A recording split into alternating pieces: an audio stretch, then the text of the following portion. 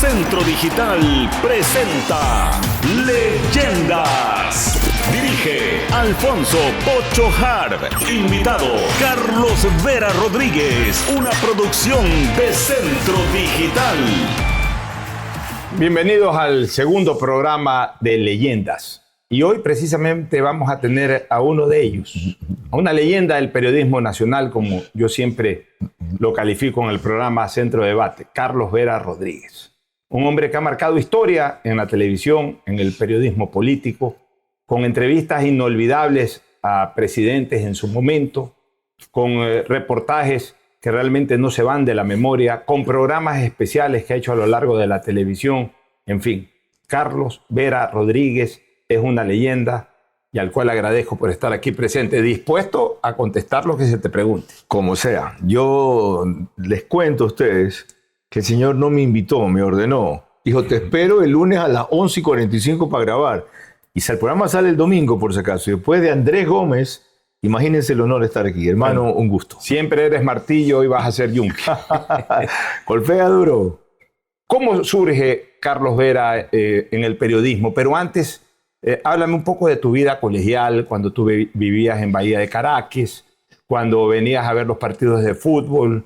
¿En qué colegio estudiaste la secundaria? Cuéntanos un poco el Carlos Vera adolescente. Lo del periodismo comienza allí, viendo a mi mamá escribir en máquina de escribir así, boletines de prensa, porque ella era liberal. ¿Ella era periodista? No, pero hacía esa función. En mi mismo caso. El periódico de Bahía se llamaba El Globo y se imprimía en la parte de abajo de mi casa.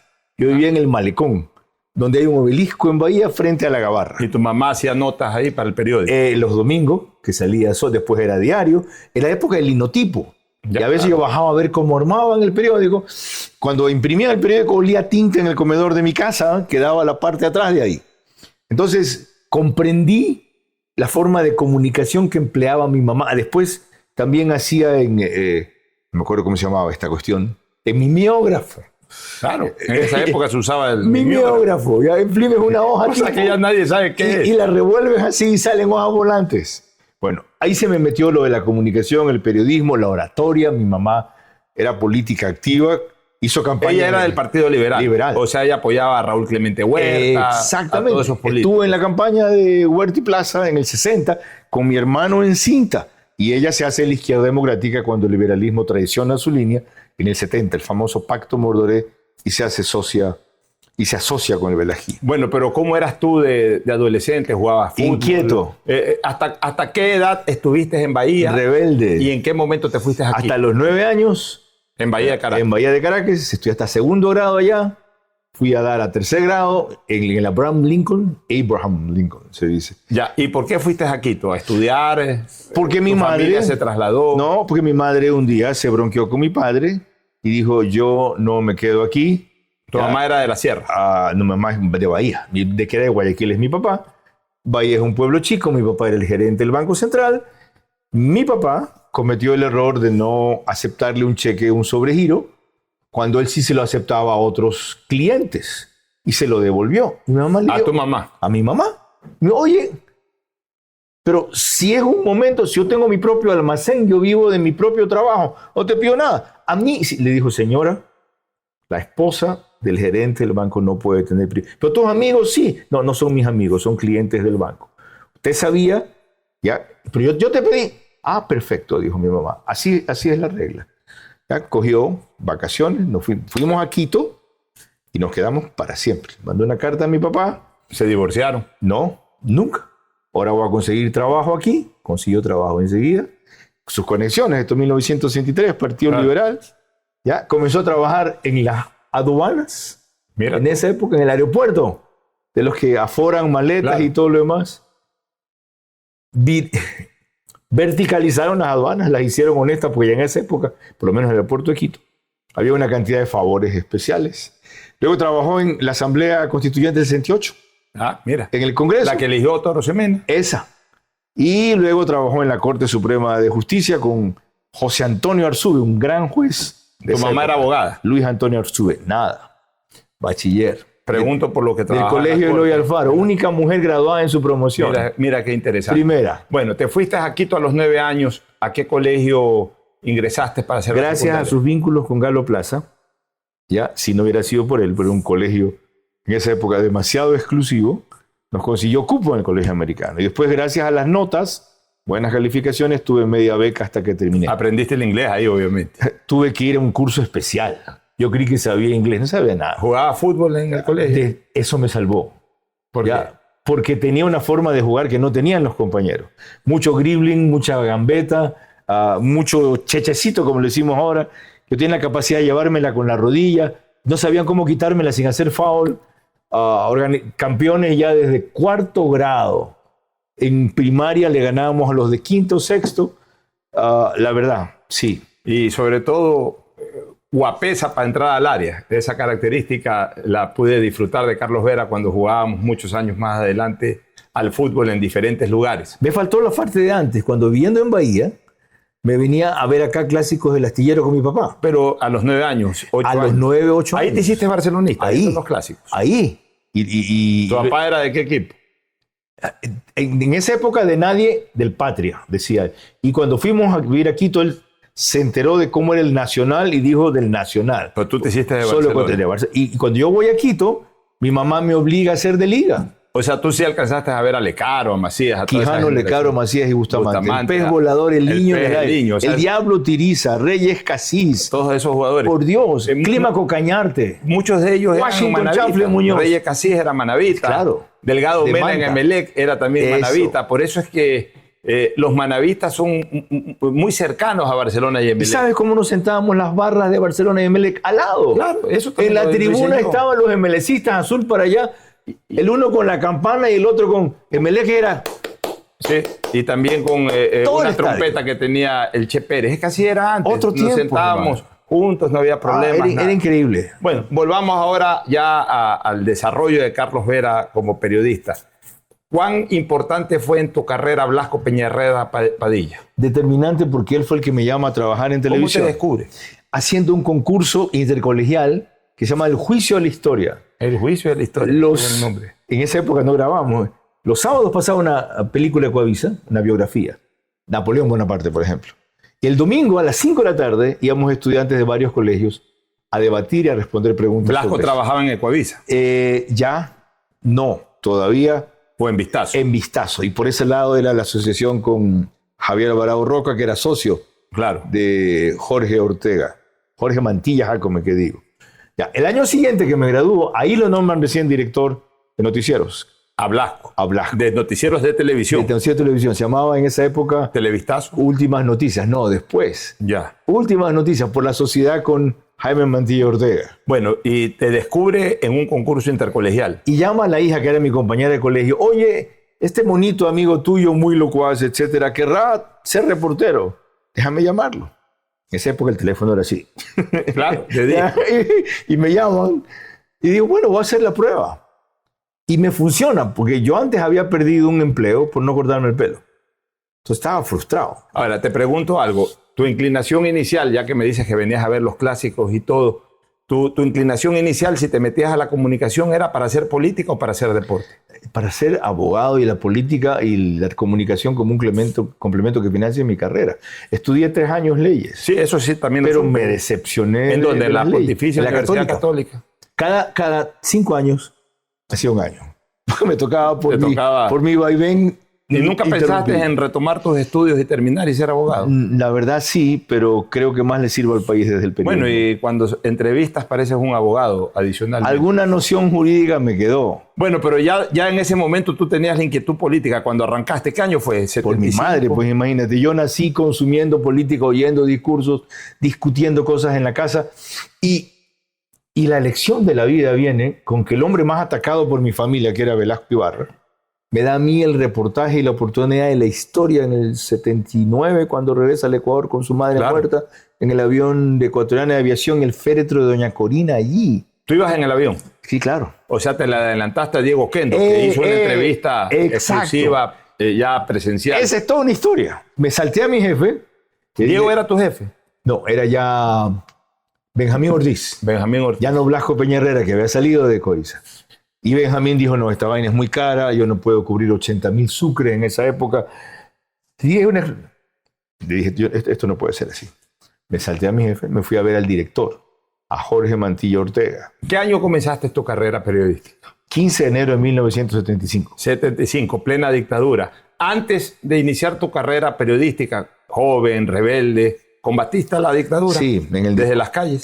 Sí, claro, salimos a protestar en el colegio americano, eso no le gustaba a mucha gente porque eso no era la línea. ¿Contra Rodríguez Lara o el triunvirato? Ya nos tocó ambos. En el 75, Rodríguez Lara. Después, el triunvirato. ¿Ya? A ver, no, simplemente contra Rodríguez Lara en el colegio. Estaba Gustavo Jarrín, de ministro de Recursos, y su hijo era compañero nuestro en el colegio. En mi graduación hablo contra la dictadura como presidente del colegio, del Consejo Estudiantil, y el canciller era nada menos que el padre Pablo Lucio Paredes. Mira tú. Estaba allí, ¿ya? ¿Y te dijeron algo? Nada. Ni se resintieron, pero y el ministro de Recursos, nacionalista de izquierda, estaba allí también. Así me tocó. Bueno, y en todo caso, cuando entras al periodismo, ya desde una visión periodística, ¿seguías combatiendo la dictadura o ya tomaste una posición más imparcial? Muy duro. Y por eso las amenazas comenzaron desde esa época. Muy duro. Yo era constitucionalista, republicano, simpatizante del Partido Liberal, hasta entonces luego de Rodrigo Borja, que ya era compañero de mi madre. ¿Y para qué? Los militares, con un nivel de represión moderado, lo que hacían era... Dicta blanda, le decían. Sí, era excluirme de las entrevistas, no dejarme preguntar en las conferencias de prensa, pues yo les caí, me les abalanzaba con el micrófono donde los encontraba. A mí no me daban entrevistas. ¿Quiénes eran tus compañeros de periodismo en esa época?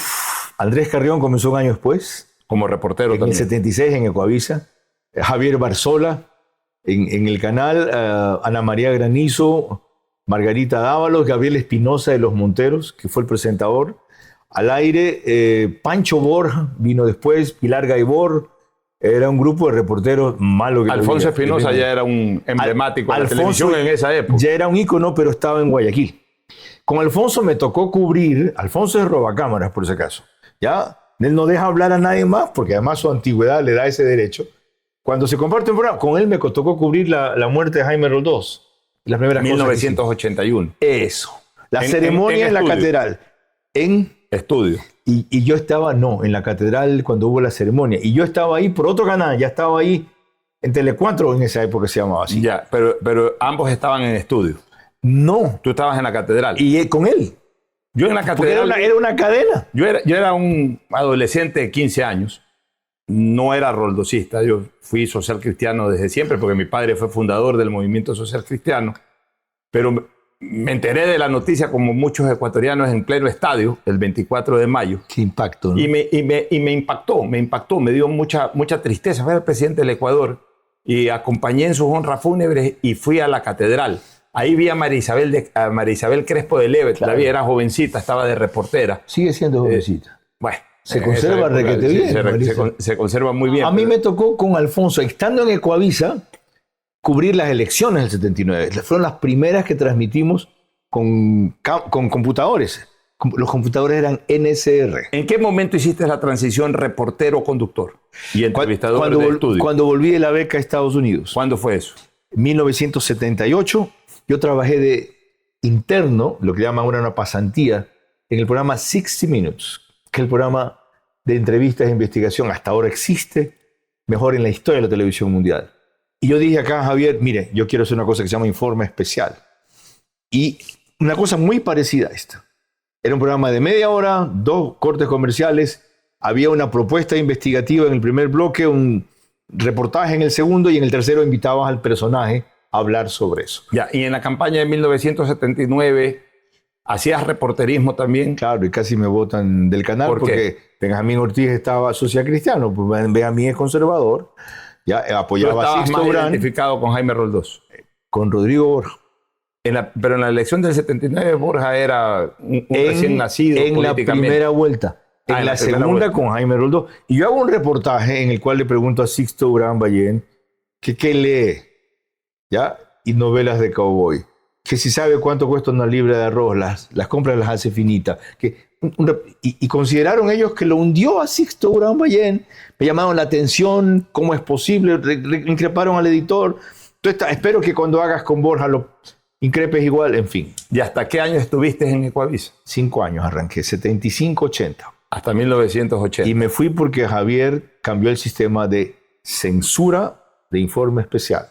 Siempre nos reuníamos los dos a ver el programa y discutirlo, si había alguna cosa que cambiar, si esta parte no sacar, esto acá está muy largo, desde formales hasta conceptuales.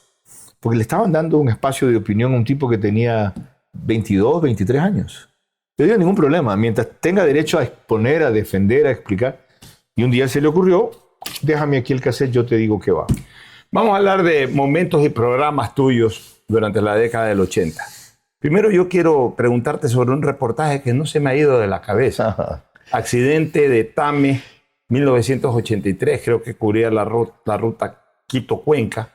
Se accidenta llegando a Cuenca. Ajá. Y yo te recuerdo a ti, estabas haciendo reportajes sobre ese accidente, te recuerdo con unos fonos escuchando La Caja Negra. ¿Cómo tuviste acceso a eso? Okay. Siendo algo tan privado, tan de investigación muy restringida. Ese es el año en lo de La Caja Negra, pero no fue por el accidente de Tame. Fue por uno de los aviones de Saeta que habían encontrado. Por los aviones de Saeta. Okay. Bueno, pero fue en el 83 mismo. Sí, señor. Cuando yo había recién ingresado a TC, en ese año, abril del 83, gracias a Jorge Pérez. Don George. Jorge Pérez. Pesantes. Eso. Don George. Ok. El director de aviación civil era un general de la FAE, amigo. Se llevan La Caja Negra a Washington y les digo, permítanme acompañar a cubrir esta vaina. Y me dejan grabar el momento en que sacan las cintas de grabación y en ese momento les hacen reproducción play en la máxima autoridad aeronáutica de los Estados Unidos y se comienza a oír lo que hablaban. Que fue impresionante y se entiende que el avión estaba perdido. Era un Vickers Viscount de Saeta.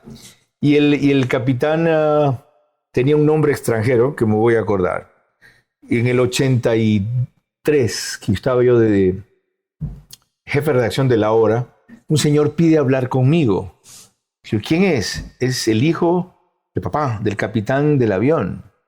Dígale que pase. Y el señor entra, me da un abrazo, se quiebra, llora. Creo que me llevó una botella de vino.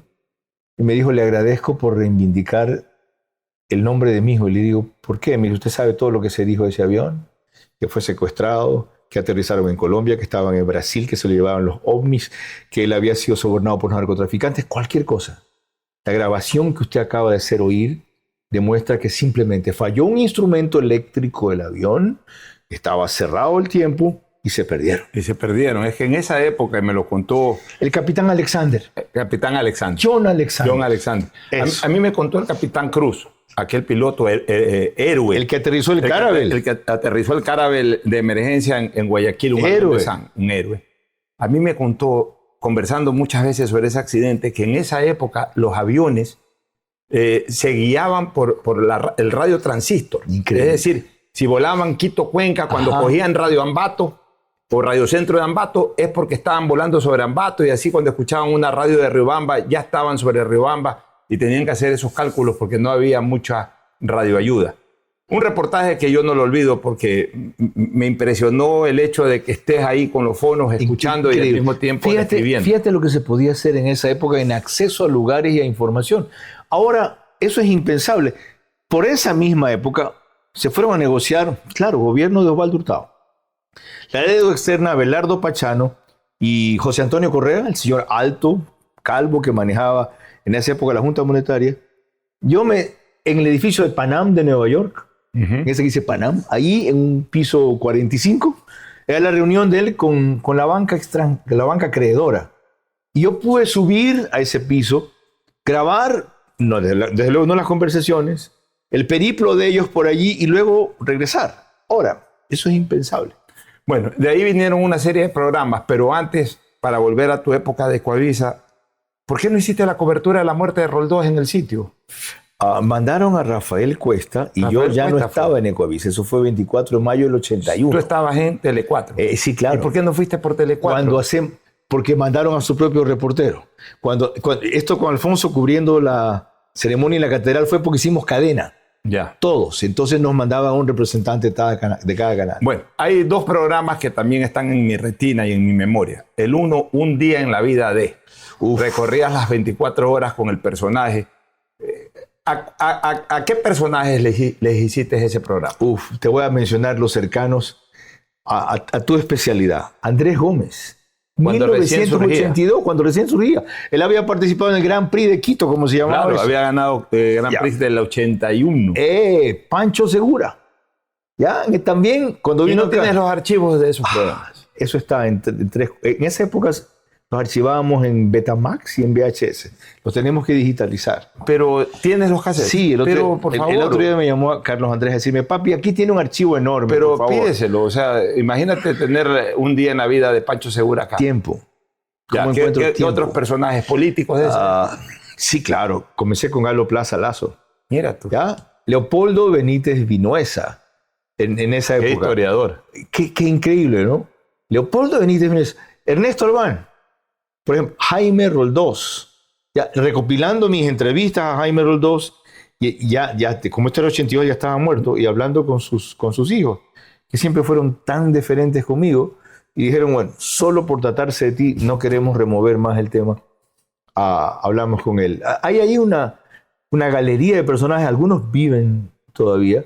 Ya, Jorge Delgado. Guzmán. El nadador. O el nadador. El Panchano, nadador. Bueno, Jorge Delgado. actual presidente del COE. Exactamente. Ya que hablamos de la muerte de Roldós y de que le hiciste un día de Navidad después de muerto, ¿hubo un atentado para que muera Roldós o fue simplemente un accidente? No lo dudes. Lo que no se ha logrado establecer es el origen final. La investigación demostró que el combustible estaba contaminado. La investigación demostró que el general Marco Andrade, a quien acusaban de negligente, había volado en la época del conflicto con el Perú esa misma ruta de noche. Es decir, era difícil que él haya cometido esa falla. La investigación demostró que la Junta Investigadora de Accidentes, la JIA, desarmó todo el lugar del accidente enseguida y no permitió a los 7 días ir a hacer un estudio forense del lugar. A Roldós se lo bajaron. No lo duden. ¿Quién es más difícil? Y que hubo complicidad también. Era increíble la poca vigilancia que había en la plataforma de la FAE, a ese avión, lo fácil que era acceder por otra parte del aeropuerto de noche clandestinamente y contaminar el combustible o qué sé yo. La forma en cómo lo hicieron, no lo puedo saber. Que eso fue un atentado, no me cabe duda. Bueno, y viene la campaña de 1984 y se lanza León Febres Cordero, Rodrigo Borja, con quien tú te identificabas, también Pancho Huerta, Ángel Duarte, etc. Y se crea un programa en la televisión, en Canal 4, que no se volvió a repetir más, que se llamó Debate. Sí. ¿Cómo surgió esa idea? Lo creé antes cuando me pasé de Coavisa a Tele4 Guayaquil y yo no quería estar ahí porque era el canal de Luis Novoa Naranjo y digo, voy a tener unas restricciones terribles aquí. Para nada, María Enriqueta Orrantia me llama, me dice, yo trabajo aquí ahora, Carlos, también trabajaba en Ecoavisa. Habla con Pepe Oruz.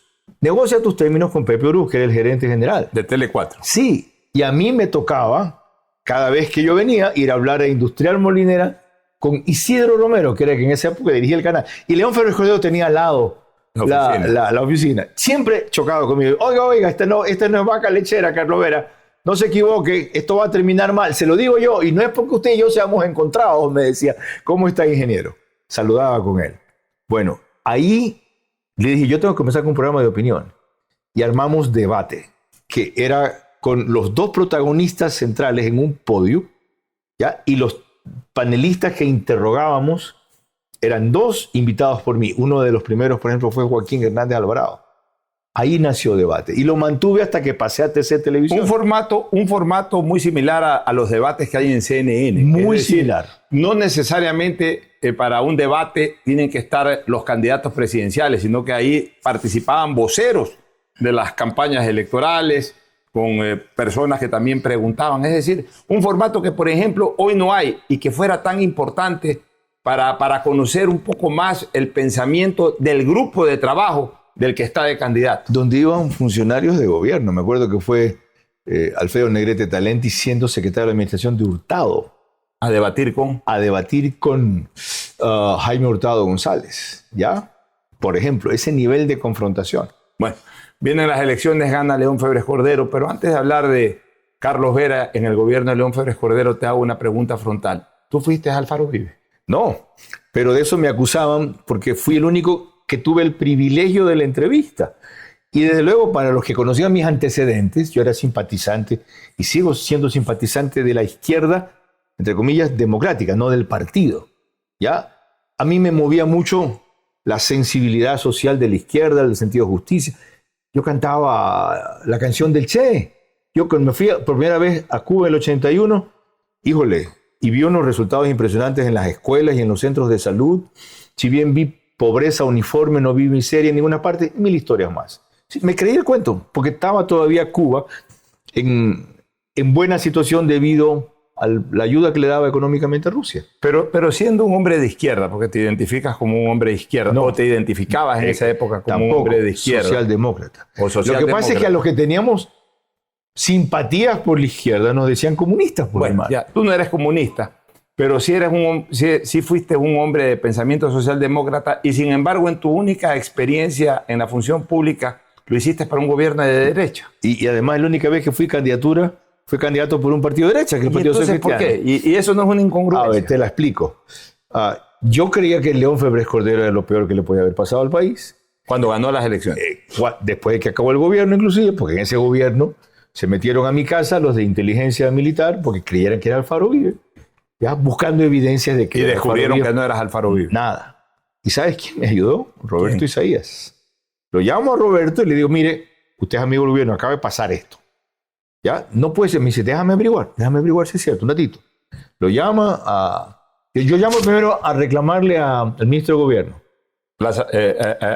El gitano. Roble Plaza. Ya. Me dice, Carlitos, si usted dice que nosotros hemos ido, yo diré que no hemos ido. Créame que no sé de eso, no sé de qué me está hablando. Ok, señor ministro, gracias. Lo llamo a Roberto y le digo, pasa esto. Y me dice, ya había ocurrido lo de Naín. Y él tenía mejores contactos que nunca con el ejército. Habló con un coronel Orellana en esa época de inteligencia militar. Me dice, si es cierto, se ha ordenado esa incursión en tu casa, les acabo de decir que si algo tú no eres de Alfaro Vive, que gracias a tus contactos con ellos trataste de ayudarnos. No te preocupes. Roberto de Isaías desarmó eso. Yo debo decirlo en gratitud y en honor a él, con quien otra vez después nos... Así es, al que combatiste posteriormente. Ya hablaremos en su momento de eso. Ya estábamos en que... ¿Quiénes eran tus contactos en Alfaro Vive? Los del Colegio Americano. Cubi. No, Juan Carlos Acosta. Porque él fue compañero mío, pero 2 años menos. Y ellos disponen seguramente, yo no sé cómo, pero no me contactó ni Juan Cubi ni Juan Carlos. Me contacta un desconocido diciéndome, aquí están los alfileres de Alfaro, aquí están el busto, ¿quieres hacer un reportaje para él? Y yo, claro, ya. Pero déjame decir a mi camarógrafo, no. Vas tú con tu equipo y ahí te ayudamos. Yo voy donde Abel Castillo y me dice, mira, tú sabes la línea del canal, TC Televisión, nosotros no vamos a pasar eso. Si tú quieres irlo por tu cuenta y riesgo, no cuentas con mi aprobación, anda. Le digo a Carlos Martínez Merchán, ese fue trabajar yo en La Hora y él en Expreso. Me dice, vea Carlos Vera, le puedo dar aquí una cámara para que tome fotos. Si usted regresa vivo, yo le publico una página entera. ¿Te cree que esa gente le puedo?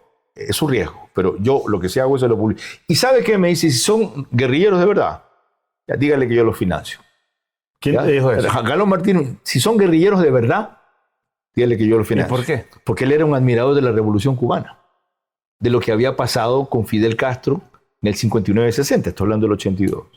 Voy, hago la grabación, sale en Expreso y todo el mundo se entera que yo estaba con cámara y comienzan a reclamarle al canal. Y me llaman a Guayaquil. Y me dicen, queremos ver esta vaina. Y me hacen un interrogatorio completo. Lo que tú me dices, ¿quién te contactó? ¿Cómo hace de ti? Porque a ti, a quienes conocías, ¿dónde fue? Les dije, yo no les puedo contar más detalles que los que les he dicho. Bueno, pero tú has hecho un reportaje de 12 minutos. No te podemos pasar 12 minutos. ¿Cuánto lo pueden pasar? Redúcelo, Carlos. Me pasaron un reportaje de 7 minutos. ¿Y sabes cuál fue la lógica? 1983. Esto va a ser muy importante para León. Esto evidencia que hay guerrilla en el Ecuador y que necesitamos a alguien de la firmeza de él para parar esa guerrilla. En verdad, así fue. Y en efecto fue León Febres Cordero el que prácticamente aniquiló a ese grupo naciente, porque ahora tampoco lo estaba entiendo desarrollado. Y lo agradezco. Y lo he hecho varias veces. Ahora, Ahora, Carlos, pero de acuerdo a lo que tú me estás contando, sí me llama la atención algo. Espérate, me preguntaste que si no fue contradictorio. Claro, porque yo creía que lo peor que le podía haber pasado al país era Febres Cordero. Entonces dije, ahora viene Nebot. Pucha, pero si ese es corregido y aumentado. 1992. Y me llaman de la campaña de Nebot, que digo, de Durán Ballén, cuando Mario Algarresta, que era el estratega, se sale de ahí. Y Roberto Dun, con quien ya éramos amigos, dice, la persona es Carlos. Y la otra persona que ayuda a convencerme es Dajic. Me dice, me acuerdo que me llama por teléfono y me dice, vea, ¿usted es cristiano? Sí. Ya, no usar los dones también es un pecado. Usted tiene el don de la comunicación, Carlos. ¿Cómo es posible que si usted cree que lo peor que puede pasar es la repetición de Febres Cordero, esto que es la alternativa no nos ayude? Bueno, de hecho tú fuiste el director de campaña de comunicación de la campaña electoral de Sisto Durán Ballén. Ahora, déjame hacerte una pregunta que me nace de estos contactos que tú tenías con Alfaro Vive y de tu interés periodístico de llegar a algo que podía ser revelador y en efecto lo fue. Pero si tú hiciste eso en 1984, finalmente entrevistando a delincuentes. 83, finalmente entrevistando a delincuentes. ¿Por qué has criticado a Anderson Boscan de haber hecho lo mismo pero con Norero, por ejemplo? Que también es un delincuente, o fue un delincuente. Porque en el caso mío, cuando los entrevisté, el propósito de ellos no era matar gente, sino crear preocupación. Pero mataron gente. Claro, incumplieron lo que dijeron. Dijeron, por ejemplo, en la entrevista conmigo, dicen que nunca van a matar a un policía, que los policías son pueblo. Lo mataron a Miño, que era hasta medalla de oro. Y le dispararon por atrás. Y a mucha gente más mataron. Por eso es que luego mi relación se corta y en el gobierno de Durán Ballén, una célula de Alfaro Vive, porque se comenzaron a soltar de San Antonio Chone, ordenan que me manden a matar. Y encuentran la policía de la lista. Yo estaba segundo. El primero para matar en Bahía era Sixto Durán Ballén, donde digamos, el segundo era yo. Por traidor, esa célula creía que yo era de Alfaro Vive. El caso de Anderson sabía exactamente quiénes estaban atrás de esas fuentes informativas. Y él llegó a un nivel de intimidad o de cordialidad de relación con la fuente que compromete tu independencia periodística. Cosa que no quise llegar nunca yo con Alfaro Vive. Me ofrecieron y después han tergiversado. Y eso es otra historia larga. En una reunión, después del reportaje que hice, que ellos financiaban una radio. Y les digo, yo no puedo hacer una radio con usted. No, si nadie va a saber. Si no es para que pases información nuestra solamente. Es para que también pases información nuestra cuando se genere. Que lo que están haciendo ahorita los medios es no pasar información nuestra. Le digo, pero esos fondos son de plata robada. Y me dice, ¿y lo que tú tienes de auspiciantes, qué crees? Los bancos, ¿qué crees que son? Me dijeron. Así me dijeron. Le dije, yo no puedo entrar en eso.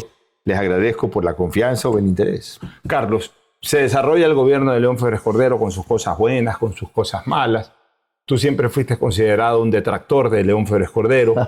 Hiciste televisión, saliste de televisión. Mucha gente dijo que por presión de León Febres Cordero dejaste la televisión.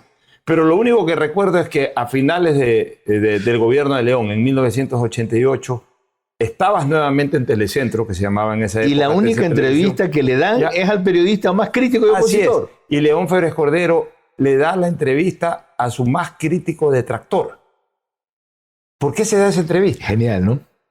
Que además fue histórica. Genial. Porque habían dos tendencias en el gobierno. Tenemos que hacer una entrevista crítica de balance y cierre, ya, pero dice Charlie Pareja, que ser con Carlos Vera. Y con Charlie yo no me llevaba, por si acaso.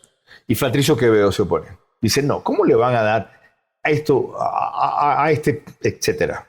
No con malas palabras, por ese caso. Era muy fino, Patricio. Dice, justamente por eso. Él saca lo mejor. ¿Tú crees que León se va a dejar avasallar? No, pero va a ser una entrevista demasiado bronca, no lo va. O sea, León o la gente que manejaba el gobierno nunca te puso condiciones en la entrevista. Jamás. León Febres Cordero aceptó y dijo, ningún problema. Ya, si TC lo quiere pasar, comienza la entrevista, estoy grabando, porque fue completa, no se editó, pero grabábamos, y Roberto Isaías quería cortarla. Déjalo, no lo deja hablar, entra al set un rato, páralo. Decían, déjalo, si así es lo mismo. Mira cómo está León, si otro ¿qué crees? ¿Que León no se puede defender? Y salió lo que salió. Una entrevista espectacular. Y después fueron algunas en la mira. Y cada vez mejor. Hiciste por lo menos 3 o 4 entrevistas, sí, señor. León. ¿Fue tu mejor entrevistado? Sin duda. por todos estos antecedentes, él jamás pidió condiciones, pidió preguntas, no te pedía ni temario. ¿Ya? Yo, en la última entrevista que le hice, ya me cerré 3 días a revisar papeles. Pues. A ver, porque él sabía de los temas que él planteaba más que yo. Y tiene una memoria increíble y además una agudeza. Me dice, ¿por qué usted solo entrevista a esos amigos comunistas que tiene? ¿Y nunca fuiste cercano a León? No, pero... Ni siquiera cuando fuiste cercano a Nebot. No, terminé al revés. Nosotros fuimos un punto de toque entre Nebot y León. No le gustaba ver que estuviéramos Mario Elgarresta y yo en su campaña. Muy duro. Nos criticó muy duro en términos irrepetibles y también le respondió muy duro en términos irrepetibles Nebot. Pero hubo 2 momentos claves con él. Uno, cuando estaba muy enfermo y estaba en Miami, yo estaba de paso en Miami, pedí irlo a visitar. Yo con el miedo de que me digan no, y lo fui a visitar. Estaba con Cruz María, me acuerdo que vivía por Brickell, en un departamento medio metido en una islita o algo así. Media hora. Y él mostró la otra faceta tan extraordinaria que yo solo conocí en el 82. Hice un día en la vida de León Febres Cordero. Mira tú. Y me dijeron que era vendido a la derecha, porque yo había sido simpatizante de la izquierda de Murat. Y hablamos media hora sobre ese estado, sobre salud, sobre la política. Y nunca me olvido que me dio un consejo que no he practicado. Me dijo, usted tiene un problema, Carlos Vera. Le dije, ¿cuál? Que se abren muchos frentes. Y al mismo tiempo, ni yo, con ser quien soy, ni el poder que he tenido, hago eso. Me dice, igualito que Henry Radd, no se abran muchos frentes. Te dio ese consejo. Sí, señor. Y la otra, cuando yo estaba en el Banco Interamericano de Desarrollo y él era alcalde de Guayaquil, 1996-97, las inundaciones terribles de Guayaquil, el invierno del 97, me tocó llamar a coordinar con él créditos y fondos del Banco de Emergencia y me trató como se debía, como si nunca hubiéramos sido confrontados, pero después, a inicio, cordial, etc. Pero a inicios de este siglo volvió esa disputa y nuevamente hubo distanciamiento. Claro. ¿Por qué? Esa parte ya no me acuerdo, créeme. No ya cuando tú estabas él murió en el 2008, ¿verdad? Él murió en el 2008, claro. Sí. El 15 de diciembre del Hasta 2008. En Ecoavisa alcancé a hacerle una entrevista. Una de 1 hora famosa también, en Cero Tolerancia. Y ahorita que me preguntas, no me acuerdo. Creo que tuvo algo que ver Rolando Panchana. Puede ser. ¿Ya? Por eso tú te distanciaste de Rolando. Claro, porque lo va a entrevistar Rolando y dice, usted se parece a Carlos Vera. Ya no, está igualito. Y Rolando dice, no, yo, Carlos Vera, no tengo nada que ver con él. Y luego Rolando lo llama a entrevistar, eso fue. Y le vuelve a decir lo mismo. Y él como que se avergüenza de estar en el mismo canal y ser amigo del mismo tipo. Cuando se acabó eso lo cogí aparte en el estudio y le dije, vamos afuera. Bueno, ese es Carlos Vera. Vamos ahora al gobierno de Sixto Durán. Ya explicaste cómo llegaste a ser ministro.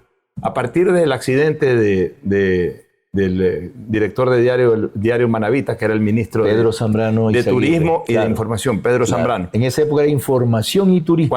Cuando se accidenta él, y obviamente pues pierde la vida, tú asumiste el ministerio. Me toca a mí, porque era el único que estaba al tanto de lo que Pedro había dejado ahí. No solo su vida, su plata. Para que ese ministerio se rehaga, Pedro tuvo que poner de sus fondos. De hecho, ese ministerio se funda en el gobierno de Sixto Durán. Él lo crea con la idea del gran promotor del turismo en España, de que lo que más hace falta para que un país tenga turismo es información. Por eso le llama de información y turismo. Pero Pedro estuvo muy molesto los 6 meses que estuvo.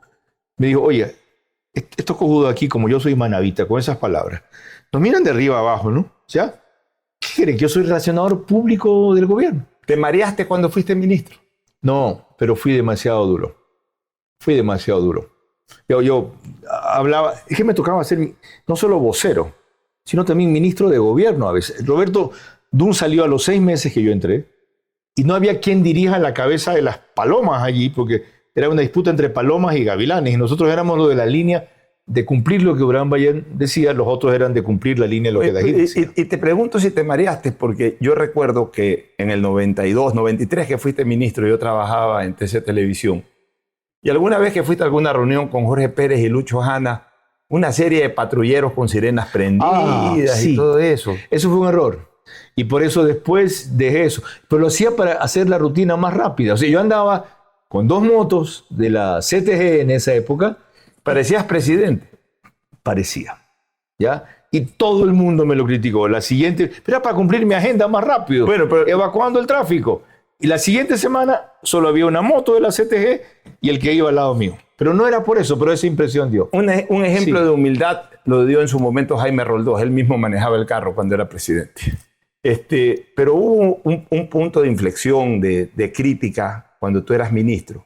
Un día se te ocurre hacer tu fiesta de cumpleaños en Bahía y la cuota era para comprar un yate. No, Cuéntanos un poco, no era un recréanos un yate. poco, ¿qué pasó ahí? Era una Chevrolet Blazer.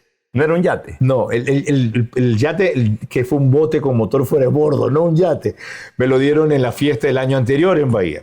¿Cuál es el origen? En el 86, como yo estaba fregado, digo, mientras más mal esté, mejor voy a celebrar. Entonces decido cambiar el tipo de fiestas que yo hago en el 86. Y todo es por canje. La orquesta que fue de aquí fue Bon Success. Los licores tenía Di Casa, Roberto Dum. Todo era con publicidad. La fiesta realmente me costaba poquísimo. Los meseros, la cola, cosas así. Pero el regalo era caro. No, me regalaron solo bandejas, botellas y cinturones. ¿Y qué esta vaina? Pero la cuota, pero sí se promocionó que se había pedido una cuota para un carro. Después. Yo no sé por Esto qué lo fue en el relacioné con el 86. yate, pero en el 87 ya hago una fiesta, digo, aquí hay una cuota y me dan el regalo que yo quiera.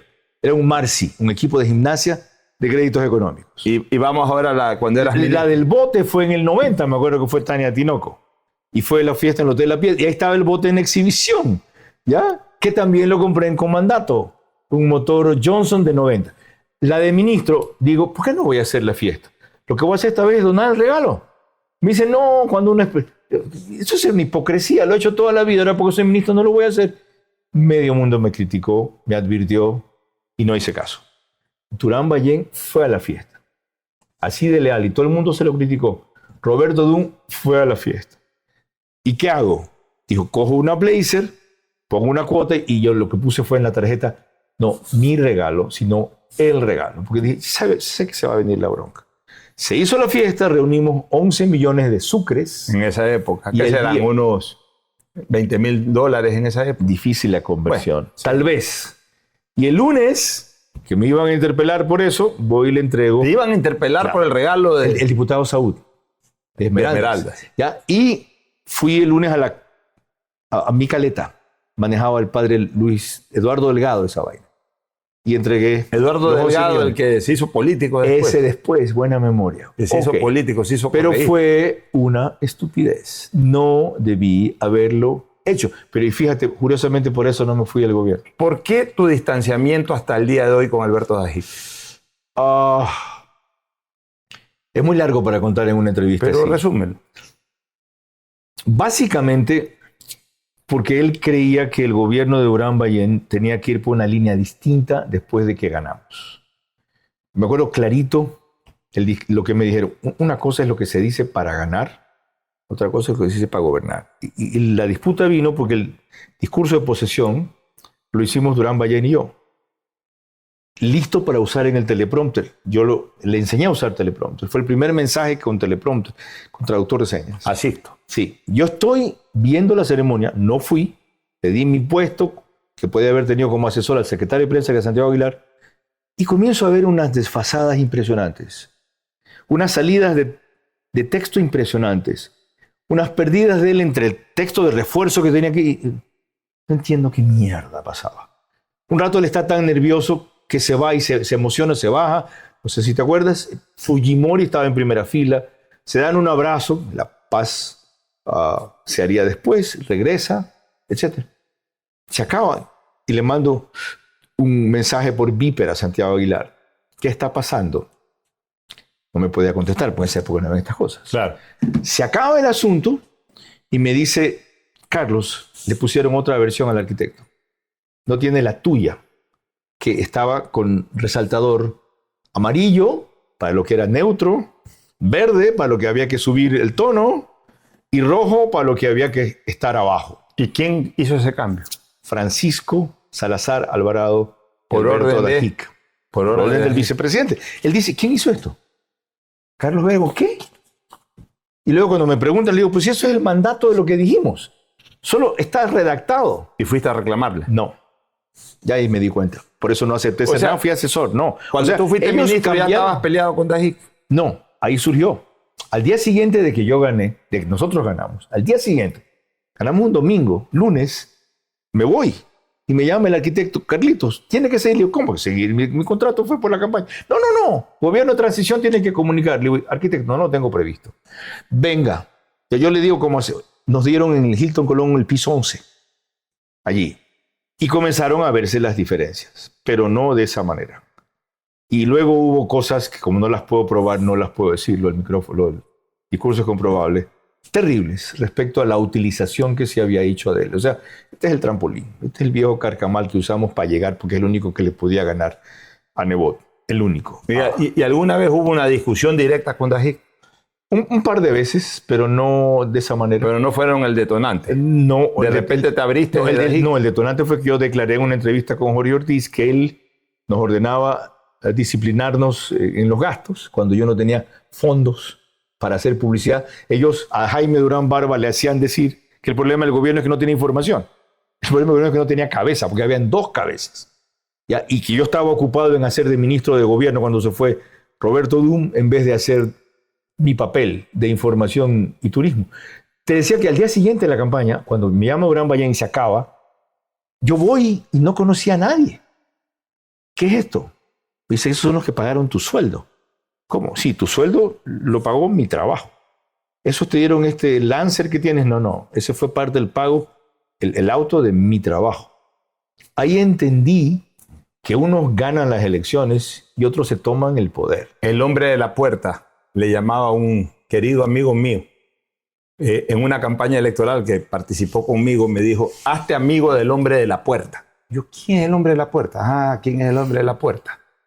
El hombre de la puerta es ese que no está en la campaña, pero que al día siguiente es el que permite la entrada o salida de la gente. Y ya que has entrado en eso, hice una declaración 16 de febrero de 1994, diciendo que así como el vicepresidente ordena disciplinarse en los gastos, también hay que disciplinarse en las declaraciones. Y ahí se pelearon. Que no es posible que el número 2 ocupe el puesto del número 1. Y esto es porque él había ido a una entrevista con Diego Guendo y había anticipado un anuncio que estaba solo reservado para el número 1, que era lo de la consulta.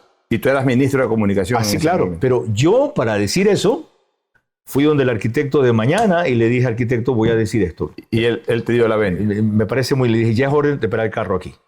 ¿Por qué todo el mundo puede pasar por encima de usted? Y la relación de Dajic con Durán Ballén ya se había deteriorado. Era tensa, pero no como se puso después de que yo me fui. Voy, se acaba esa entrevista con Jorge Ortiz y voy al Palacio con mi VHS. Digo, arquitecto, vea lo que dije. No, si me dijeron, no hay muy bien. Digo, arquitecto, vea lo que dije. Por favor, tómese un ratito, 10 minutos. ¿Ya? No hay problema. ¿Fue eso lo que hablamos? Sí, está muy bien, Carlitos. A la noche de esa vaina, eso era un viernes, un escándalo.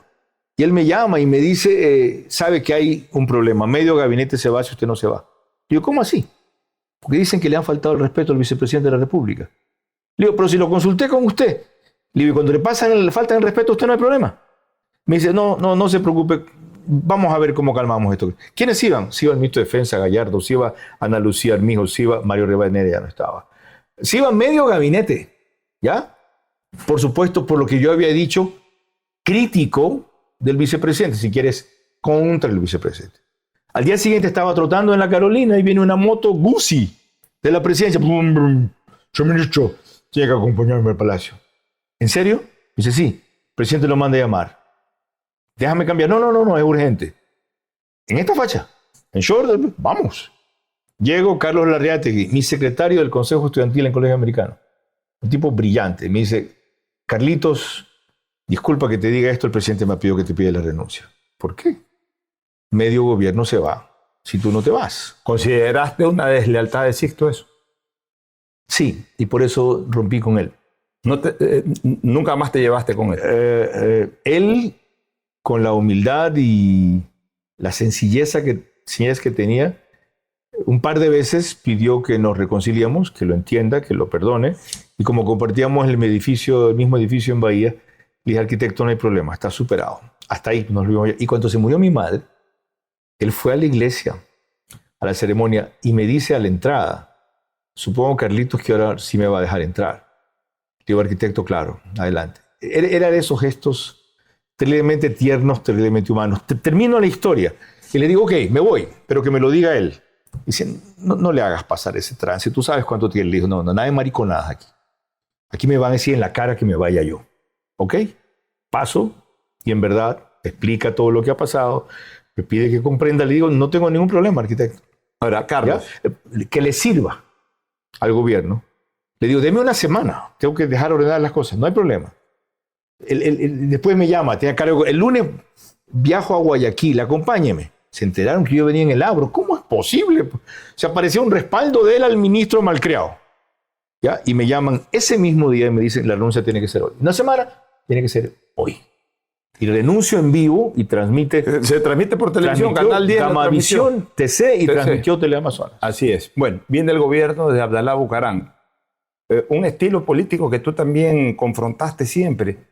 Y sin embargo, aceptas la delegación de Ecuador ante el BID. ¿Por qué? Porque no hay una contradicción también. Porque no era un empleo del gobierno, primero, aunque la gente cree, no, era un empleo del banco. Porque ellos me proponen ser ministro de gobierno, específicamente Miguel Salem. Le digo, hermano, te caes al día siguiente, yo tengo una guerra con el Perú. No, te hablo en serio, está una persona como tú. Le digo, no, yo no sirvo por esas cosas, yo sirvo para el periodismo. No para Ahí es cuando le proponen a Frank Vargas. Y acepta. Porque yo me llevaba bien con Bucaram, a pesar de estar a favor de que ganara Nebot esa elección. Ya en el 96 estaba a favor de que ganara Nebot. Y por último ocurre una circunstancia familiar terrible. Mi segundo divorcio, que me golpeó muy feo, y mi salida de Gamavisión, la segunda vuelta, no la quise hacer, hice la primera. Me tocó trabajar con Andrés Carrión, con quien hemos encontrado. Estaba Javier Lazo en representación de CTV en esa época. Yo dije, ¿sabe qué? No tengan problema en la segunda vuelta, no lo hagan conmigo. Hagan ustedes. Porque reclamaron del protagonismo que me daba Carlos Castañeda a mí en la transmisión. Y Carlos Castañeda le dijo, pues si cuando Vera está se sube el rating. Bueno, es que eso es verdad. Ok, me voy y llamo yo a Miguel Salem. Esto también lo he contado por primera vez. Le digo, ¿sabes qué, hermano? ¿Ustedes tienen algo por el Banco Interamericano de Desarrollo? Y me dice, no sé, déjame averiguar. Llama a Pablo Concha y le dice, no. Me dice, ¿por qué? Le digo, ¿sabes qué? Si algo me interesa es irme allá. No es mi perfil, he averiguado cómo funciona esa vaina, pero necesito salir de aquí. Estoy harto de esta cuestión. Te postulan, se llama, al gobierno de Chile, que es la silla principal del gobierno de Chile, te candidatiza. Pero en todo caso fue gravitante la decisión del gobierno de Bucaram para que seas delegado. Sin duda, si no me postula, y más que eso, yo le advertí 15 días antes que eso lo iban a bajar. ¿Te peleaste con Bucaram después? Después, pero ni siquiera fue entonces. Fue cuando atacan al Bolillo y yo digo que estaba un hijo de él en la cafetería. No sé qué le informaron, no sé cómo se lo dijeron. Y él entendió que yo estaba insinuando que el hijo era parte del complot. Sí, y ahí nunca más. Yo no me reconcilio con quienes me insultan de esa manera. Bueno, viene el año 2000 y te incorporas a Ecuavisa. 2001, 2000 diría yo. Te incorporas a Ecuavisa y tenemos el gusto de ser compañeros en contacto directo. Fue 2001. 2001. Hasta el 2009, si no me equivoco. Correcto, fue tú en Ecuavisa.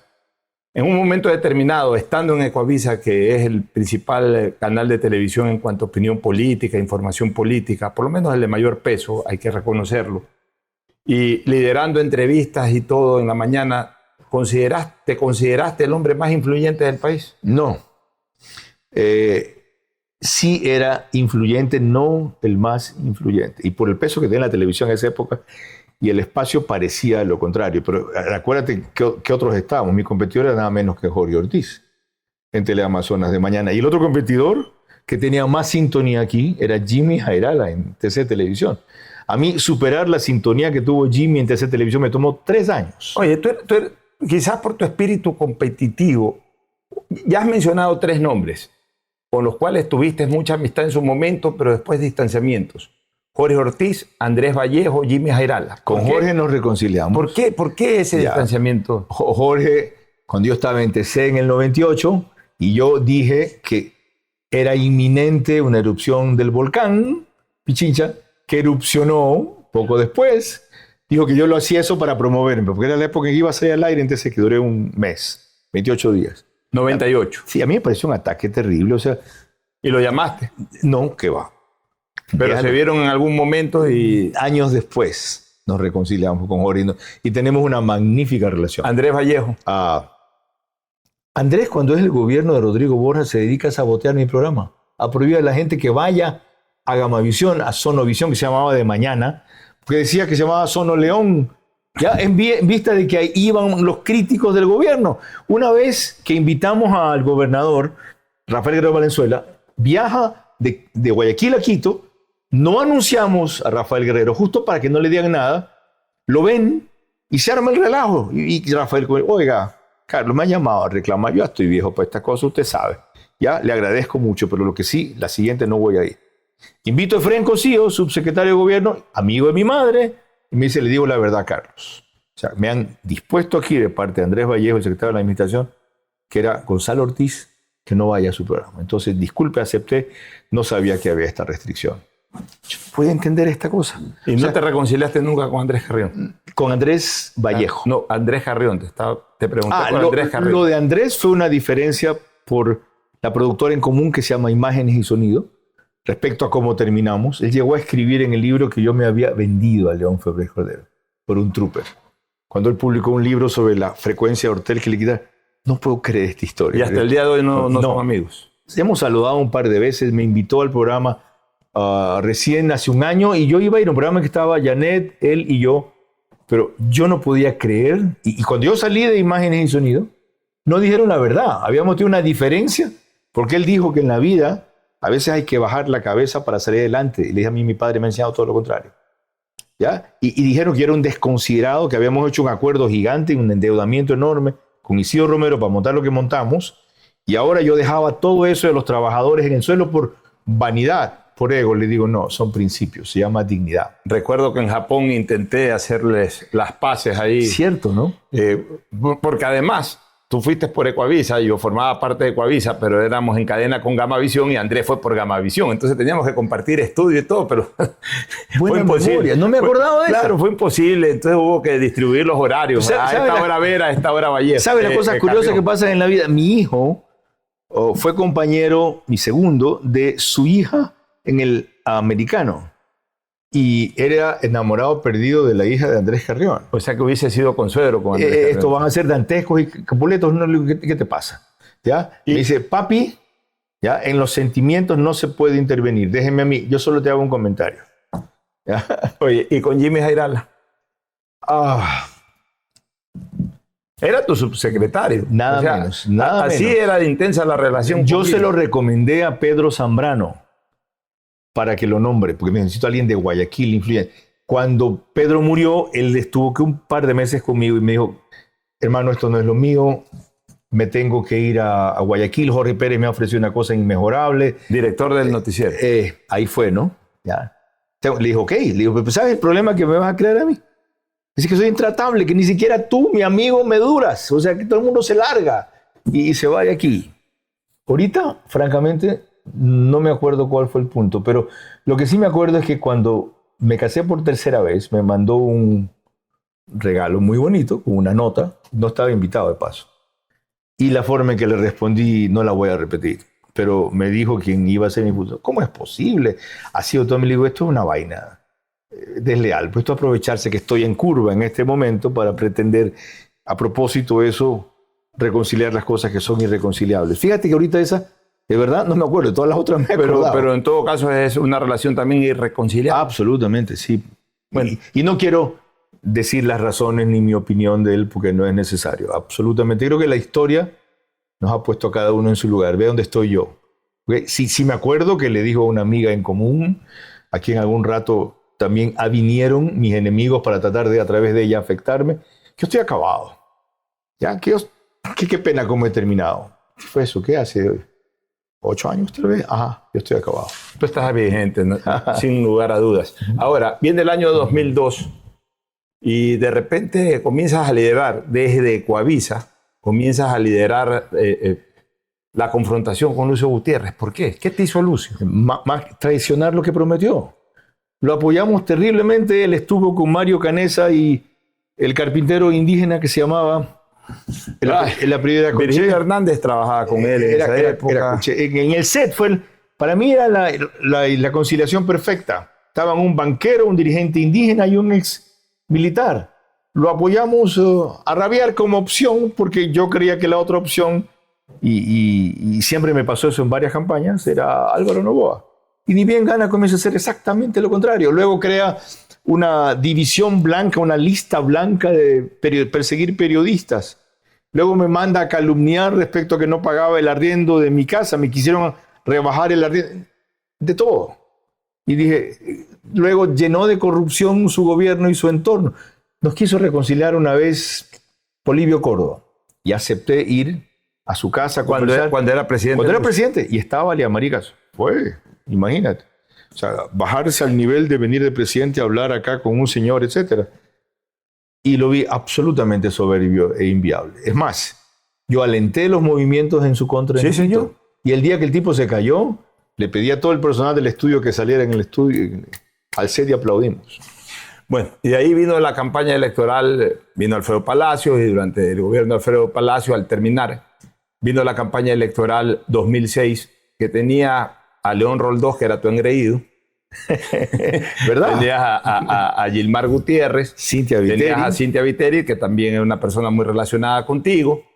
Pero habían dos actores ahí que fueron subiendo de a poco en la campaña electoral. El uno, Rafael Correa Delgado, y el otro, Álvaro Noboa. Hasta que llegan a la segunda vuelta, ganando la primera Álvaro Noboa, en la segunda vuelta Rafael Correa. ¿Por qué te empecinaste en que Correa sea el ganador? Porque tenía ¿Qué te había hecho Álvaro? Tenía la propuesta perfecta. No, él ni entonces ni después me hizo nada. Ese señor, después de toda la forma en que yo en esa campaña me opuse contra él. Pero fue terrible. Fue terrible. Mostré el testamento de su padre y una carta que había escrito sobre el testamento de su padre. Mostré la forma en que pedían hojas volantes llenar para una casa en Manabí, y luego con todos esos sacos de papel lo que hacían es mandar a una procesora, en fin. Ni entonces, que respondió, pero desde luego como tenía que responder cualquiera. Respondió a los ataques de Carlos Vera diciendo que yo respondí, ni después hubo más allá de la respuesta, venganza, persecución, y lo dije en la campaña tras anterior, con mucha gratitud y con mucha sorpresa. ¿Qué hizo Correa? Adoptar el discurso perfecto. Correa recogió como plataforma todo lo que habíamos venido luchando 25 años y no estaba al tanto de los antecedentes que otros sí conocían y nunca dijeron.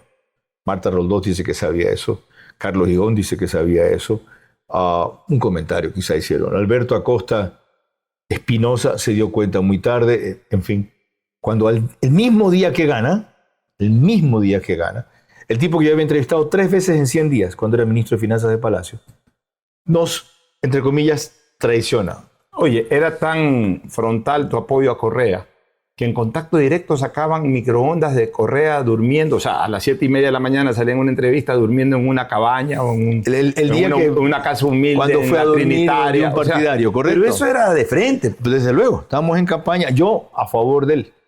Después Javier Alvarado me reclamó. Pero eso no contradice la posición periodística. No, un periodista de opinión nunca es imparcial. Eso y Javier Alvarado lo permitió. Porque de noche tenía una línea distinta con Alfonso. Y luego cuando Javier, yo me vuelvo en contra por la traición de Correa, lo que nos prometió como país. Javier me reclama. Me dice, pues tú estás en campaña contra Correa. Le digo, pues estás en campaña contra nosotros. Me dice, pero ese no es tu trabajo. Le digo, ese tampoco es el de él. Ahora, te hago una pregunta. Tú dices de que por temas de posturas de Correa hubo el distanciamiento, pero las malas lenguas también hablan de una falda por ahí de por medio. No hemos sido compañeros de piernas, felizmente. No. Pero eso se comentó de que muchas más una cosas. falda fue lo que los distanció. No, muchas más cosas dicen también para nada. No, cero. Eso lo descarto. No, para nada. Porque no. esa fue una leyenda urbana de ese momento. Además, a él no le gustan las mujeres como a mí. Bueno, ahí yo no puedo opinar porque yo sé que a ti te gustan las mujeres, de él yo no tengo ningún tipo de relación como a cercana. ti, como a todos, es normal. Lo anormal es lo contrario, lo cual no significa que sea negativo o sea pesquisable, por supuesto. Te decía hace poco que tú llegaste a ser el periodista más influyente del país, porque yo recuerdo que en la parte final del gobierno de Alfredo Palacios, y creo que en la parte inicial del gobierno de Correa, te dabas el lujo de convocar a los ministros para rendición de cuentas en tu programa. No era rendición de cuentas, era para responder preguntas frontales. No, rendición de cuentas. Como debe ser. Hiciste un segmento, creo que al final del gobierno de Palacio, hiciste un segmento de rendición de cuentas y iban, y algunos ministros hasta decían, estoy nervioso. No sé ya qué me decir. acuerdo del formato, correcto. Yo me acuerdo de todo. Hicimos un formato especialmente para eso. Pero eso no es una invitación, eso no es un ultimátum. No, no ultimátum, pero te diste el lujo de eso, que adelante tuyo hagan la rendición de cuentas. O sea, la rendición de cuentas al país era con Carlos Pero Vera. no la calificábamos de esa manera. Y ahora, más de una vez, algunos actuales, cuando van, les he dicho lo mismo.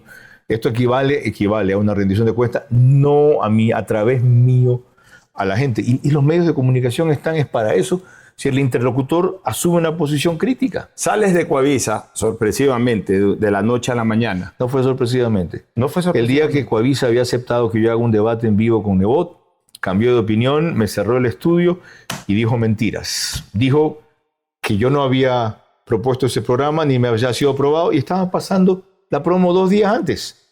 Dijo que yo no había tenido problemas operativos, por Dios. Todo el mundo se acuerda de mis reclamos al aire, los problemas operativos. Que después me di cuenta que lo querían es que haga lo que hice en Gamavisión, que me pare, me largue en vivo, parezca intemperante e incontrolable y diga, este tipo no se Bueno, puede y de ahí aguantar. sale la idea de hacer un libro llamado Mordaza, muy crítico de Coavisa. Nunca mordaza. Nunca Mordaza. Pero Muy a la vez, crítico pero a la de vez Coavisa. muy reconocido de los valores que tiene Coavisa y el propio líder de Coavisa. Es muy franco y respetuoso con él. Tanto que yo me enteré, porque Tania Tinoco me pide, me dice, compadre, por favor, todo el mundo me tortura con tu libro, todo el mundo cree que yo sé lo de tu libro, mándame un capítulo para darte una opinión. Le digo, está en borrador, pero a ti te mando un capítulo. Y lo lee y me dice, es demasiado duro. Le digo, ok, ¿no es cierto? Me dice, sí, es cierto. Pues no debes decir esto. No, tú crees, Tania. O sea, el único lujo que me puedo hacer ahora a estas alturas es decir la verdad. Yo salí de ahí y tenía derecho a $260,000 que no se me ocurrió siquiera reclamar. No. Mi compensación va a decir la verdad. Ahora quieres que me restrinja. Me dice, piénsalo bien. Ya lo pensé. Sale el libro. Javier pide un ejemplar, tan pronto sale. Y me cuentan que especialmente el primer capítulo le impactó mucho porque es una conversación con él. Y que él pregunta si me debe enjuiciar. Le dice, todo lo contrario. Pero aquí hay difusión de cosas reservadas. Me dice, ¿le vas a dar más publicidad? Le preguntan, ¿alguna cosa es mentira? Ninguna.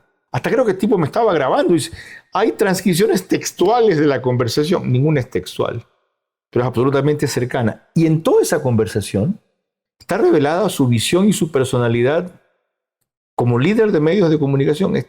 Es muy respetuosa. ¿Ya? Él comienza diciendo, me has puesto en graves problemas, Carlos. Así comienza el libro.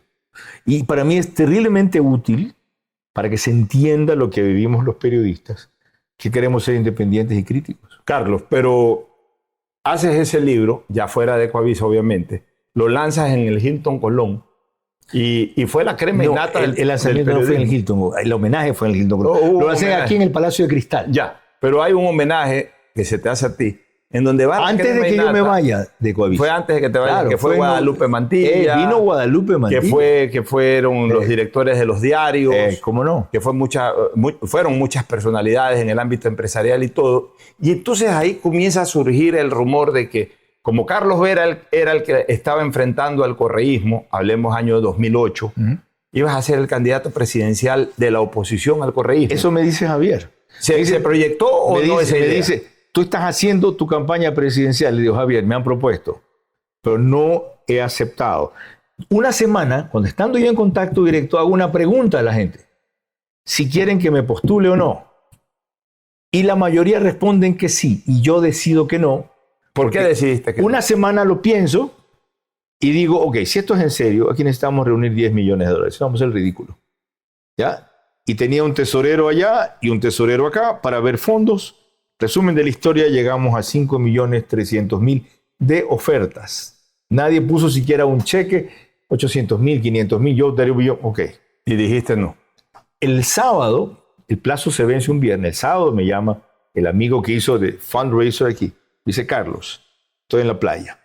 ¿Ya? Como conocieron tu anuncio ayer, ya reunimos el resto que faltaba. Le dije, el plazo es el viernes, no sábado. Dice, O sea, ¿en serio? pero sí te inquietó el bichito de ser candidato presidencial. Claro, lo pensé y lo pregunté, sin duda. Y anuncié que no. Y yo sé que una campaña contra el poder sin un mínimo de fondos es una ilusión y es una burla. Entonces, me querían usar a mí para hacer un partido, para hacer de locomotora, para llevar asambleístas, para poner alcaldes con la imagen y después, hasta luego, ok, gracias. Carlos, y bueno, de ahí saliste de Coavisa, entraste a un vacío en la comunicación, te involucraste como asesor del alcalde Nebot y de repente apareces como candidato a la asamblea por el Partido Social Cristiano.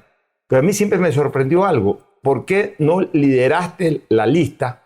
¿Y por qué fuiste en un segundo lugar cuando siempre hay un riesgo en segundo lugar de no llegar, sobre todo en ese momento en que la maquinaria correísta tenía una alta votación? Porque no había riesgo. Hicieron fraude para irme fuera y de paso perjudicaron a Cintia también. Y la otra razón es porque ella tenía en el partido más trayectoria que yo. Pues yo no podía pretender, después de haber sido inclusive crítico, enemigo de los socialcristianos. Antes de tomar la decisión, Nebot hizo una reunión célebre en su casa. Por toda la gente que se oponía, me dice, usted tiene que venir, Carlos, y decirle su visión cara a cara a esta gente que se oponen para que entiendan mi decisión. Estaba Franklin Verduga, estaba Luis Fernando Torres, estaba Pascual del Chopo, estaba Carlos Falqués Batallas, estaban el líder de Manabí, Simón Bustamante. Que está enfermo, un saludo. Sí, Simón.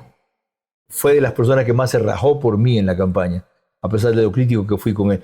La crema innata del PCC y cada cual me hacía una objeción.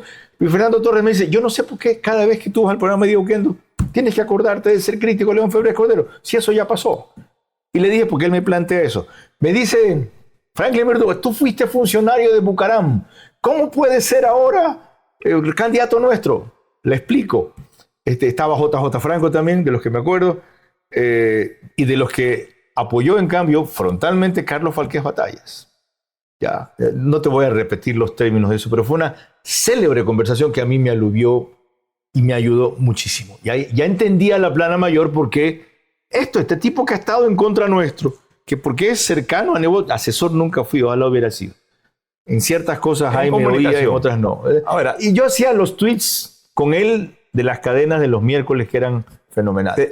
¿Te frustró, más allá de que tú argumentas de que te hicieron fraude, pero te frustró no haber tenido éxito en esa campaña? La verdad sí, porque pensaban que había perdido yo. Y tuve los votos que equivalían más o menos a la sintonía que tenía. Me reconocieron 796,000. Yo tuve 840,000. Lo demostramos. Jaime Nebot es de las pocas veces, si no la única, que le he oído hablar de fraude a favor de alguien 2 veces en su vida, en intervenciones a radio. Nos ayudó a financiar un reclamo ante la Corte Interamericana. Cada cosa que le probábamos al CNE, de una manera increíble, la burlaban. Bueno, pero en esa época de activista político que te convertiste, fuiste candidato, pero meses atrás o un par de años atrás, incluso llevaste la iniciativa para una revocatoria de mandato de Correa. ¿Qué pasó ahí? Eso fue el 2010. Entonces al año siguiente. Al año que yo había salido de Coavisa. Ya. ¿Ya? Claro, y la elección fue en el 2013. Pasó que reunimos, exacto, en ese año fui candidato. Pasó que deseamos 1.650.000, reunimos 1.350.000, y en ese rato, como vieron que era en serio, no se imaginaban, creían que era bluff lo que estábamos haciendo, y tenían formas de averiguar, de espiar, de 1 o 2, tal vez miembros del buró hablaban demasiado, cambiaron el reglamento. Cambiaron el reglamento, Pocho, es como que en pleno partido, primer tiempo, mano en el área es penal, segundo tiempo, mano en el área no es penal. Así de grave, que dejaba 30% de mis firmas abajo. A las que no hayan votado en las últimas 2 elecciones, no las iban a validar. Eso significaba que automáticamente yo no iba a tener el número necesario. Y hubo alguien, porque también fue una conversación privada que no puedo repetir, me dijo, ¿las tienes de verdad? Le digo, sí. Y estas son verificadas, ya filtradas, contrastadas, no el total. Eso no importa. Preséntalas. ¿Vas a llegar? Voy a llegar con 50,000 más, pero bueno, entonces, preséntalas. Y después dices que fue trampa, que te declaras perseguido por... facilito, ¿no?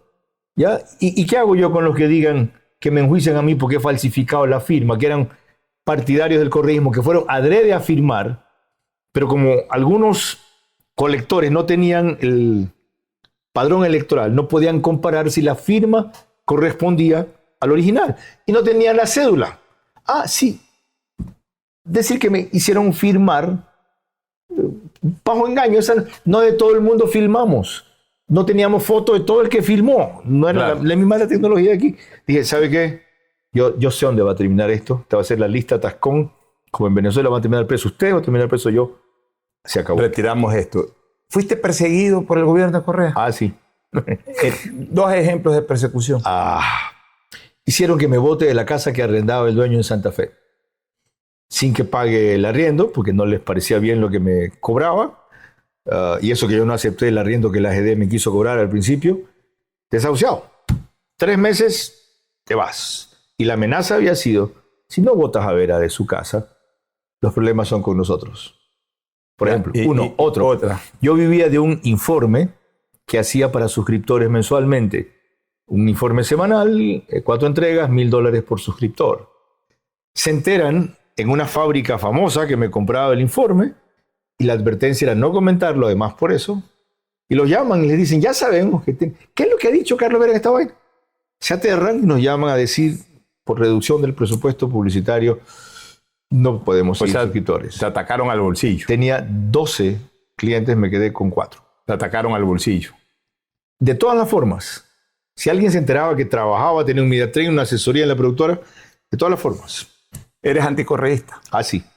Acérrimo. Absolutamente. Sea quien fuera el candidato contrario a Correa, apoyas a ese otro candidato. Absolutamente.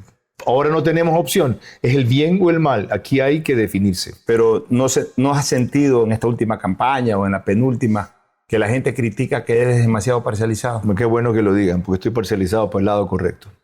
Y gracias a esa parcialización, impulsamos, esa es la palabra, no decir ayudé, no, impulsamos el voto de gente que dudaba por esta vaina de que es que no me cuadra el todo Novoa, es que los de acá es que quizás se han arrepentido de que hay una tercera opción. No tenemos y no tendremos por mucho rato, señores, opción en este país más que entre el bien y el mal. Y hay que hacer que el bien cada vez sea mejor. Así de simple. Lo que no significa que hay que tolerarles todo, que hay que ocultar todo. No. No tenemos opción. Este es un mundo polarizado, sí. Este es un país polarizado, sí. Y hasta hoy no hay alguien que dé una alternativa viable, mejor. Bla, bla, bla. Una cantidad. Ya vieron en la última campaña una cantidad de gente brillante, 2 o 3 muy valiosos, que no logran articular una propuesta contraria. Ya, y no te condiciona esa posición anticorreísta.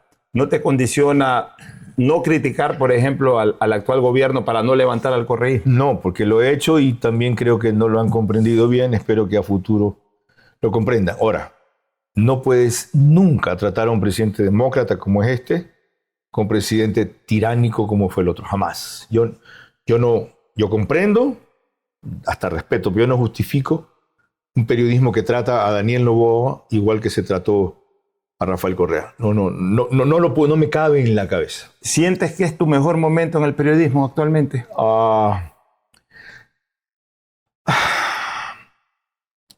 Qué complicado. Si te preguntan 3 eras en tu dilatada carrera periodística. Estoy haciendo una comparación rápida con momentos culminantes. Uno de ellos sin duda fue Coavisa, por ejemplo. Yo creo que esa es la era más importante de tu vida periodística. Otro de ellos fue, fíjate, Manavisión, por lo experimental que hicimos 2 años en una televisión chiquita. Otro de ellos es indudablemente el actual, pero sí. ¿Sabes por qué? Porque eres autónomo. Y hago lo que me hace feliz. El programa de radio es un retrato de mi personalidad, tan voluble, variable. En fin, el programa de opinión es un desarrollo de lo que quiero hacer. Y verás que es la entrevista de los sábados, es la única entrevista de 1 hora que hago a la semana. Entonces, ¿me puedo dar el lujo de trabajar en lo que amo a los 70 años? Sí. Y dime una cosa, ¿esta carrera periodística tiene un final cercano o distante? ¿Cómo lo ves? Yo creo que tengo que marcar un parteaguas muy pronto. Yo creo que por haberme casado con mi profesión y no con mis matrimonios, he sido muy irresponsable en la vida. Esos 4 matrimonios que tuvieron un final infeliz, porque cuando uno se divorcia es un final infeliz finalmente. No, todo fue un final feliz. No se dejó que se deteriore más.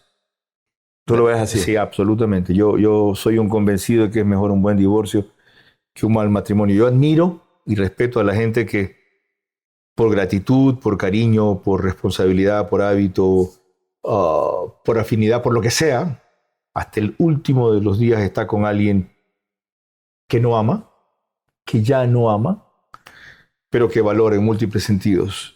Yo no logro ese tipo de convivencia. De tus matrimonios, ¿con quiénes tuviste hijos?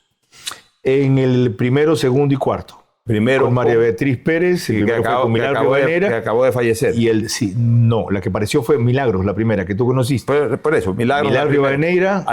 De ahí es Carlos Andrés. De ahí es Carlos Andrés, Juan José y Nicolás. Ya. De ahí María Beatriz Nicolás, Pérez. el que colabora en el programa de radio. El que colabora. En el tercer matrimonio no tuve tiempo, duró solo 95 días. Y en el cuarto he tenido el premio más grande de la vida, que son mis 2 últimas hijas, sí. Que son además grandes deportistas, están practicando el lining. Con una madre y una mujer maravillosa. Verónica ha compartido la época más dura de mi vida. La época más dura durante mucho tiempo. ¿Y no piensas en un 5º matrimonio? No sirvo para el matrimonio, ya me convencí y no debo dañar. Ni volver con las 3 que están vivas. Con las 3 que están vivas. Con una No. Arruinaría la buena relación que tengo con ellas, no. ¿Qué te parece? Cierto, ¿no? Las 3 están divorciadas, además. No me había puesto a pensar en eso. Nadie me había preguntado esa historia. Yo te pregunto. Y si les preguntan, no van a dudar, te van a decir no. Oye, Carlos Andrés, de alguna manera, sigue tu camino. Claro, él no hace un periodismo formal, pero sí un periodismo digital y tiene su éxito, tiene sus seguidores. ¿Cómo ves tú la carrera de Carlos Andrés? Él es formidable. Yo he dicho varias veces que él ha superado a su padre y lo dio con orgullo. Yo creo que el gran éxito de los padres, o el triunfo, el sueño nuestro, es que nuestros hijos sean mejores de lo que hemos sido nosotros. Con preocupación en la otra parte, porque Carlos Andrés no es valiente, es temerario. Es demasiado audaz, es demasiado frontal. Desafió a pelear hace poco a uno de estos correístas conocidos. Claro, y les dijo el gimnasio al cual podían ir, etcétera, y que es un gran trompón. Él hace box, él hace además físico-culturismo. Más de una vez ha repelido ataques físicos. Pero tampoco porque uno hace box debe de buscar esto, porque uno no se sabe cómo sale el rival hoy en día. Es de las cosas que te digo que me parecen temerarias. ¿Ya? Y yo confío en que, cuando se lo he dicho, pocas veces, se molesta. ¿Y usted qué habla? No, ¿usted qué habla? Usted es igualito peor cuando tenía mi edad. Eso me responde Carlos Andrés. Digo, ok, no te voy a dar el mensaje más de una vez. Bueno.